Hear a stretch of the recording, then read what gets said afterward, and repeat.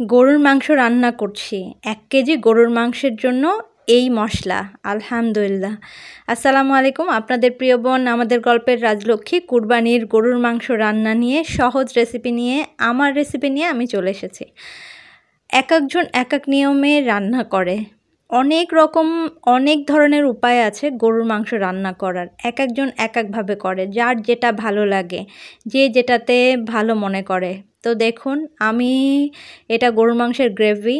আমি যখন গ্রেভিটা করা হয়ে গেছে মনে হলো দেখে এত ভালো লাগছে তা আপনাদের সাথে একটু শেয়ার করে ফেলি। এর মধ্যে আমি সব কিছুই দিয়েছি।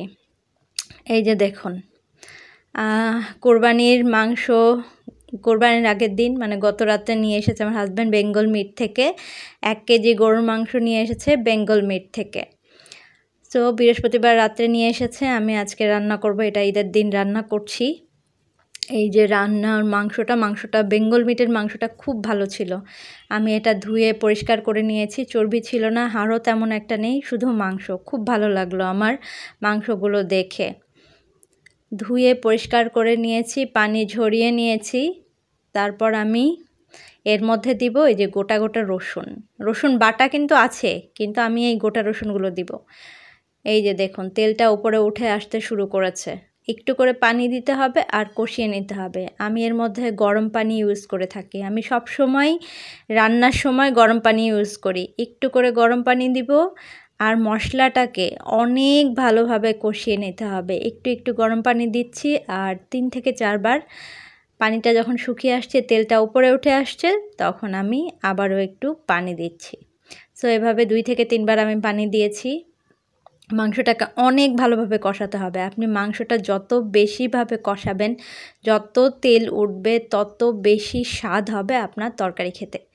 দেখুন তেল কত উপরে উঠে আসছে, এই যে দেখুন তেল উপরে উঠে আসছে। তেল উপরে উঠে আসা মানেই তরকারিটা আলহামদুলিল্লাহ মাংসটা স্বাদ হবে। সো আমি রান্না করছি, হাতে দেখতে পাচ্ছেন মেহেদি রাঙা হাত, খুব ভালো লাগে। কাজ করতে করতে এই মেহেদি আমার উঠে যায়। মাংসটাকে ভালোভাবে কষিয়ে নিব, নেড়ে চেড়ে, পোড়ানো যাবে না, হালকা আছে মাঝারি আছে আপনাকে মাংসটার মশলাটা ভালোভাবে কষিয়ে নিতে হবে। তো আমিও কষিয়ে নিচ্ছি। সবাই রান্নার ভিডিও দেয় এত সুন্দর সুন্দর জায়গায়, রান্নাঘরটা সুন্দর, হাঁড়ি পাতিলগুলো ননস্টিক। তো আমার তো এই সামর্থ্য অবস্থা এখনও হয়ে ওঠেনি, যার জন্য আমি যা আছে তা নিয়েই ভিডিওটা করি। ইন ফিউচারে আমার খুব ইচ্ছা আছে যদি ফেসবুক থেকে কখনো আর্নিং করি, তাহলে আমিও সুন্দর একটা রান্নাঘর, সুন্দর সুন্দর হাঁড়ি পাতিল নিয়ে আপনাদের সামনে প্রেজেন্ট হব, সবার মতো আমিও করব। তো চলুন এবার কথা না বাড়িয়ে চলে যাই মূল রান্নায়। আমি এখন মাংসটা কষানো মশলার মধ্যে দিয়ে দিব। আমার মাংসটা মশলা কষানো হয়ে গেছে। বিসমিল্লাহ, মাংসটা দিয়ে দিচ্ছি। বিসমিল্লাহ। প্রত্যেকটা রান্না করার সময় বিসমিল্লাহ বলে রান্না করবেন। প্রথমে আমি যখন মশলা দিয়েছি তখনও বিসমিল্লাহ বলেছি, মাংসটা দিচ্ছি আবারও বিসমিল্লাহ বলছি। বিসমিল্লাহই বরকত। তো সব মাংসগুলো আমি পানি ছেঁকে ছেঁকে দিয়ে ফেললাম। এখন নেড়ে চেড়ে ভালোভাবে কষিয়ে নিব। রসুনটা আমি কিছুক্ষণ পরে দিব, মাংসটাকে আগে কষানো হয়ে যাক। মশলাটা যেন প্রত্যেকটা মাংসর গায়ে ঢুকে যায় ততক্ষণ পর্যন্ত আমাকে হালকা আলতোভাবে নাড়তে হবে। মাংস রান্না শেখানোর কিছু নেই, আমি খুব সহজ উপায়ে রান্না করি অল্প মশলায়। অল্প মশলা বলতে অনেকে দেয় কাবাব চিনি, আরও কী সব মশলা আছে দেয়। আমি শুধু এলাচ, দারচিনি, আদা, রসুন, জিরা, ধনা বাটা ছাড়া আর কিচ্ছু দিই না। অনেকে অনেক কিছু দেয়, অনেক বেশি গন্ধ বের হয়, যেটা আমার ভালো লাগে না। আসল মশলার গন্ধটাই, আসল মাংসের স্বাদ গন্ধটাই হারিয়ে যায়। এই জন্য আমি অনেক বেশি মশলা ইউজ করি না। আদা রসুন বাটা একটু বেশি দিই, জিরা ধনিয়া গুঁড়া একটু বেশি দিই, এই তো। ও আরেকটা কথা, এর মধ্যে কিন্তু আমি পেঁয়াজ বাটা দিয়েছি। 3টা বড় বড় পেঁয়াজ আমি বেটে দিয়েছি। এবার আমি মাংসটা কষিয়ে নেড়ে দিলাম। আমি উপর থেকে এই 5টা রসুন সাজিয়ে সুন্দর করে বসিয়ে দিচ্ছি। রসুন এখন প্রায় মানুষকেই দেখছি, ইউটিউবে দেখছি, পাকিস্তানের অনেক রান্না দেখছি, সবগুলো রান্নাতেই ওরা গোটা গোটা রসুন দিয়ে দিচ্ছে, গোটা গোটা পেঁয়াজ দিয়ে দিচ্ছে। তো রসুনটা নাকি আসলেই উপকারী, মাংস হোক যাই হোক। আমার হাজব্যান্ডও কিন্তু গোটা রসুন সিদ্ধ তরকারিতে দিতে বলে, ও খেতে পছন্দ করে। তো এই জন্য গোটা দিয়ে ফেলেছি। এবার এই যে চলুন মাংস আমার রান্না হয়ে এসেছে, মাংসটা কষে যাচ্ছে। এটা আমার স্পেশাল মশলা। আমি এই যে গোটা জিরাকে হালকা একটু তেলে নয়, আমি এই জিরাটাকে শুকনো একটা পাত্র নিয়ে হালকা ভেজে নিয়েছি।